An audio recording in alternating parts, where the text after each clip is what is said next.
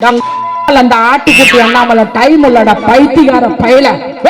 கோவாவுல நடிகை கூட குத்தாட்டம் போடுற உனக்கு சிஎம் ஆசையா? தனி விமானத்துல கோவாவுல ஒரு நடிகையை கூட்டிட்டு போன யாரால அடிக்கிற நாளைய தமிழகத்தை ஆளக்கூடிய தலைவன் என்று சொல்லி உயிரை விட்டாரங்க.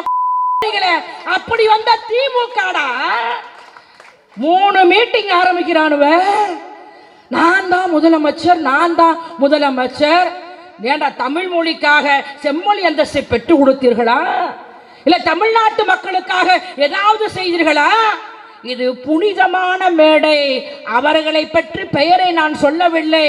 நான் ஒன்றை மாத்திரம் இங்கே சொல்ல கடமைப்பட்டிருக்கிறேன். புயல் பாண்டிச்சேரிக்கு போய்விட்டது. கிருஷ்ணகிரி மாவட்டம், கடலூர் மாவட்டம் பாதிக்கப்பட்டது.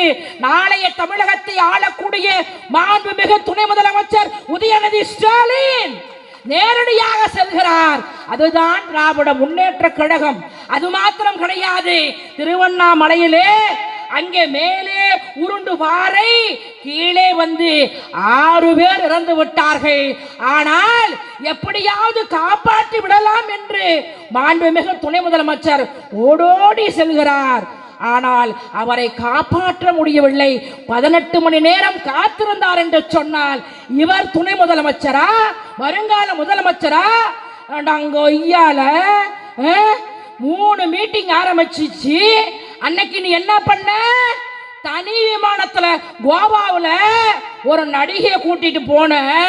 நீ சொல்ற திமுகவை அழிப்பேன் ஒழிப்பேன், 2026 திமுக அங்க ஒன்னும் பண்ண முடியாது.